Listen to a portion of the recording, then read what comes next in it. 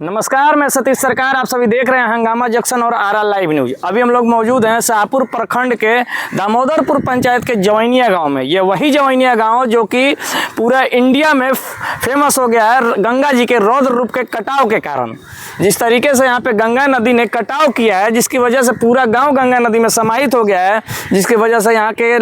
करीब करीब बताया जा रहा 2000 लोग दामोदरपुर जो बांध है उस साइड में वहाँ पे जाके आश्रय लिए हैं। मजबूरन उनको वहीं पे रात दिन बिताना पड़ रहा है, 24 घंटा वहीं पे रहना पड़ रहा है। और सरकार के भरोसे, जिला प्रशासन के भरोसे जो सामुदायिक किचन चल रहा है उसमें खाना खा के अपना जीवन यापन करना पड़ रहा है, क्योंकि उनका सारा का सारा घर जो कि जीवन की पूरी पूंजी थी, जो कि एक एक पाई जोड़ के घर जो बनाए हुए थे, वो सारा का सारा घर इसमें समाहित हो गया। देख पा रहे हैं अभी जो फिलहाल में वो देख पा रहे होंगे, बाउंड्री जो देख पा रहे होंगे, वो सब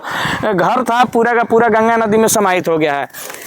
और मैं आपको बता दूं कि यहाँ से करीब करीब 1 किलोमीटर आगे तक गांव था। हमने अपने ही चैनल के माध्यम से, इसी चैनल के माध्यम से वीडियो भी अपलोड किया था, जहाँ पे कि शुरुआती दौर में वहाँ पे जो कि बोरियां रखी जाती थी, बोरियां रखी जा रही थी और बोरियों के ऊपर झाड़ियाँ रखी जा रही थी, उसको बांधा जा रहा था। उस समय ही आके हमने यहाँ पे वीडियो बनाया था और वीडियो के माध्यम से यहाँ के लोगों से बात भी किया था कि मतलब क्या कुछ यहाँ पे अभी जो सिचुएशन है क्या है। उस समय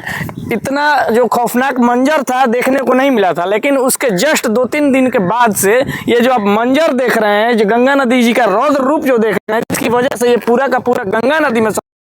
ये करीब करीब बताया जाता 10 से 15 दिनों में करीब 150 घर सरकारी आंकड़ों के द्वारा बताया जाता है गंगा नदी में समाहित हो गया। लेकिन यहाँ के जो लोग हैं, यहाँ के लोगों के द्वारा बताया जाता है करीब करीब यहाँ से 3 से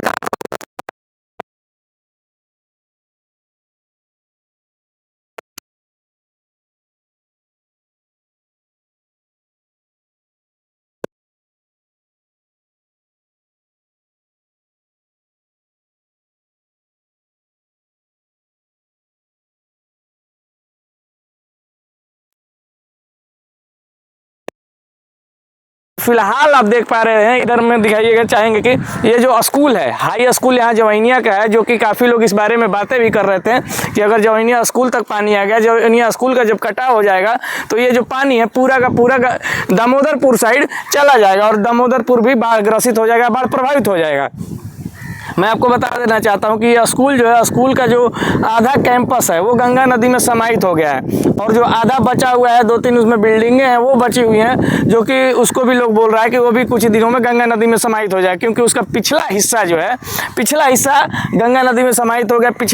पीछे से वो स्कूल जो है वो खुल चुका है, मतलब कि अब वो गंगा नदी में समाहित हो गया है। काफ़ी यहाँ पे जो है अभी भयावह स्थिति बनी हुई है। यहाँ पे देख पा रहे हैं जिस तरीके से पेड़ पौधे सभी गंगा नदी में समाहित हो गए हैं। और ये देखिए यहाँ पे आप देख पा रहे होंगे, ये बिजली का जो खंभा है, बिजली का खंभा भी गिर गया है, जिस पे अभी तार लगा ही हुआ है। खैर यहाँ पे जो लाइन है इस तार में लाइन है, लेकिन अभी पूरा का पूरा ये लाइन कटा हुआ है और ये जो है गंगा नदी में,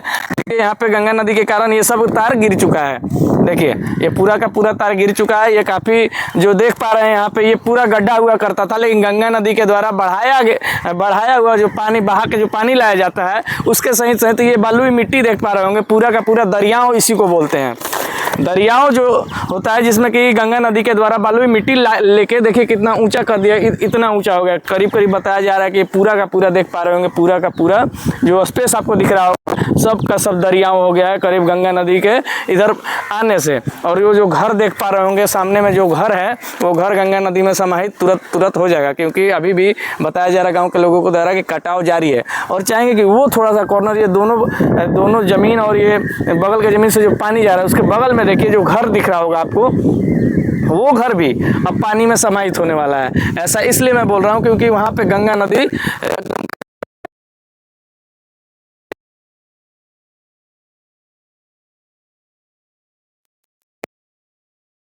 पूरा का पूरा दरियाओं हो गया है। ये सब यहाँ से करीब बताया जाता है कि यहाँ से करीब 500 मीटर और 1 किलोमीटर के करीब में ये दूरियाँ थी, यहाँ तक घर था, जो कि पूरा का पूरा घर चला गया। और ये स्कूल जो है, आप स्कूल की चर्चा आप आए दिन सोशल मीडिया के माध्यम से देख पा रहे थे, तो मैं बता दूं बहुत सारे लोग पूछ भी रहे थे कि स्कूल पानी में गया कि नहीं, स्कूल समाहित हुआ नहीं, गंगा नदी में नहीं हुआ, स्कूल बचा है कि नहीं बचा है। तो मैं आपको बता दूँ कि पिछला हिस्सा जो स्कूल का है वो गंगा नदी में करीब करीब समाहित हो गया है। और अभी फिलहाल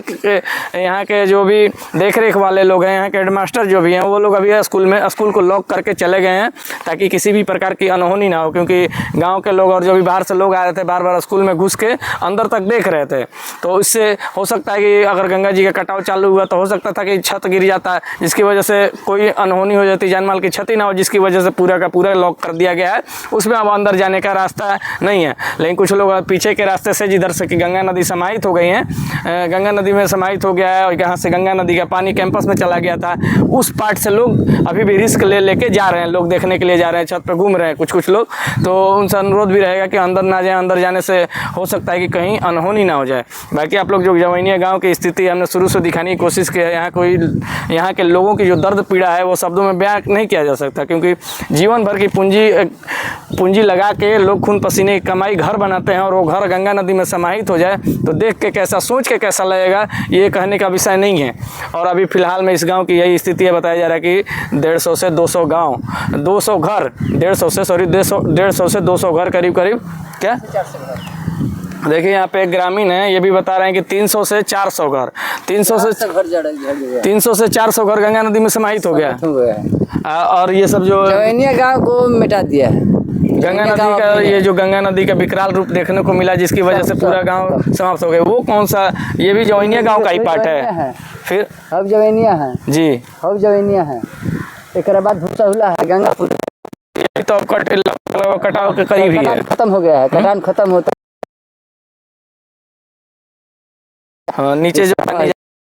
चला जाएगा, हटते स्कूल जो है, स्कूल के मतलब स्कूल जो खराब है, अब स्कूल भी चला जाएगा कैसे, क्योंकि आधा कैंपस तो चल नीचे पे पूरा बालू मिट्टी ही आ गया, तो दरियाओं में चला गया है, जिसकी वजह से ये भी कुछ समय का मेहमान है अभी, इसीलिए ताला भी बंद किया गया है कि ताकि किसी प्रकार का जान माल का क्षति ना हो। में ढूके मत, कोई जाएगा, कोई देखने के चक्कर में जाएगा, गंगा नदी में समाहित हो जाएगा तो उसका अलग रिस्क हो जाएगा, इसलिए उसको बंद कर दिया गया है फिलहाल के लिए। और देखिए गंगा नदी का किस तरीके से विकराल रूप देखने को सामने आ रहा है। ये गंगा नदी करीब 500 मीटर यहाँ से 1 किलोमीटर, ये छड़ देखिए, ये सब घर का छड़ है,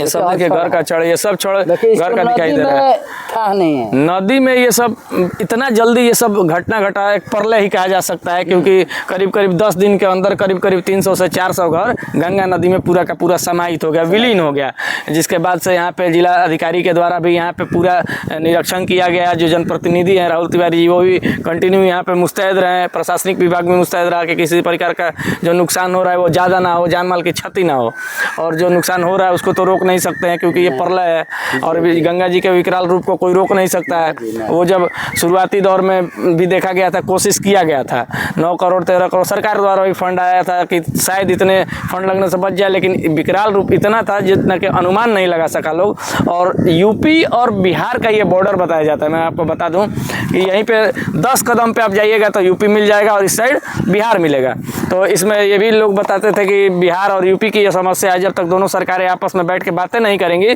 तब तक इसका कोई समाधान नहीं होगा। और ये बात बनी नहीं, जिसकी वजह से राहुल तिवारी जी बता रहे थे कि ये घटना घटी। और राहुल तिवारी जी का एक और रीजन था इस घटने के पीछे, इस कटाव के पीछे, कि यहाँ पे बालू इतना निकाला गया, बालू माफियाओं के द्वारा बालू इतना निकाला गया, जिसकी वजह से ये पूरा का पूरा गाँव गंगा नदी में समाहित हो गया।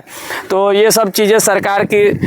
की सोचने की चीज़ें हैं, क्योंकि अगर ये बिहार और यूपी का बॉर्डर पड़ता है तो दोनों राज्यों के मुख्यमंत्री जो हैं, आला अधिकारी जो हैं, उनको मिलकर बैठ कर समीक्षा करनी होगी, ताकि ये जो कटाव हुआ है आगे चल के अगले साल और कुछ इस पे ना हो। क्योंकि पिछले साल से यहाँ पे कटाव जारी है, पिछले साल भी कुछ कटाव हुआ था, 80 घर गए थे, लेकिन इस बार 200 से 300 घर बताया जा रहा है ग्रामीणों के द्वारा कि चला गया। बाकी आप लोग